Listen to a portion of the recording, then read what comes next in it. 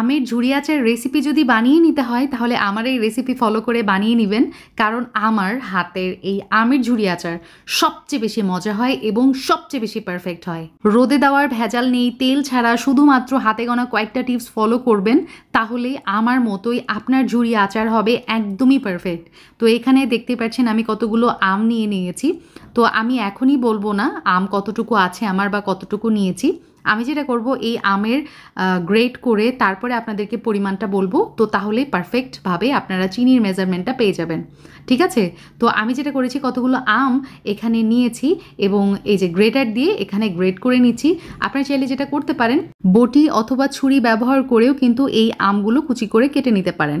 তো সব মিলিয়ে আমার এখানে প্রায় 1.5 কাপ মতো আম আছে, আমের কুচি আছে।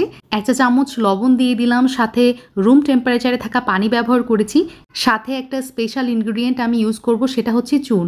পানের সাথে যেই চুনটা ব্যবহার করা হয় না, সেটাই আমি এখানে ইউজ করেছি 1 চা চামচ। চুন দিলে যেটা হয় আমের আচার কিন্তু গলে যায় না। আসলে এই টিপসগুলো অনেকেই জানে না, আবার জানলে আপনাদেরকে অনেকে বলতে চায় না। যাই হোক, আমি আমার ভিউয়ার্সের জন্য বলে দিলাম। তো এটা 1 ঘন্টার জন্য রেস্টে থাক। এইদিকে আমি একটা স্পেশাল মশলা তৈরি করে নিব।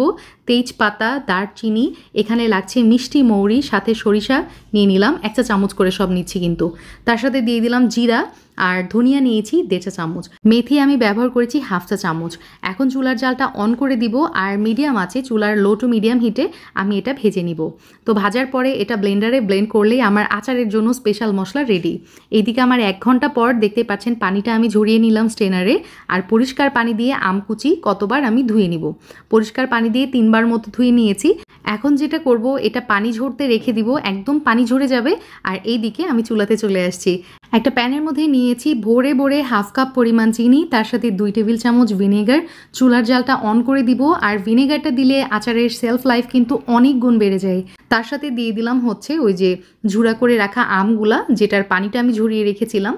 তো এখানে দেখতে পাচ্ছেন চুলার জালটা অন করে দিয়েছি, আর তার সাথে দিয়ে দিলাম আস্ত শুকনা মরিচ। চুলার জালটা অন করে দেওয়ার পরেই দেখতে পারবেন চিনিটা গলে অনেকখানি পানি ছেড়ে দিয়েছে। তো ভয় পাবার কিছুই নেই, এই পানিটা জাল করে আমি শুকিয়ে নিব। আর বেসিক্যালি এই পানিতেই কিন্তু আমগুলো সুন্দরভাবে সিদ্ধ হয়ে যাবে।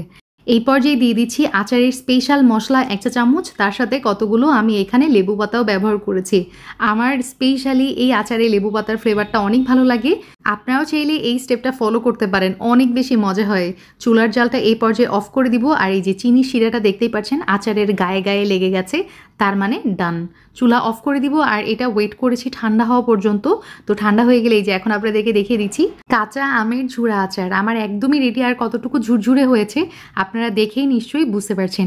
এই পর্যায়ে তেল দিতে হবে না, রোদ দিতে হবে না, কিছু না, জাস্ট পরিষ্কার কাচের বয়ামে রেখে দিবেন, ইনশাল্লাহ 1 বছরের মতো ভালো থাকবে। আমি এই আমের আচারটা এমনি এমনিও খাই, পরোটা অথবা পাউরুটি দিয়েও খেতে খুবই ভালো লাগে। আপনারাও বাসায় ট্রাই করতে পারেন। আল্লাহ হাফিজ, আসসালামু আলাইকুম।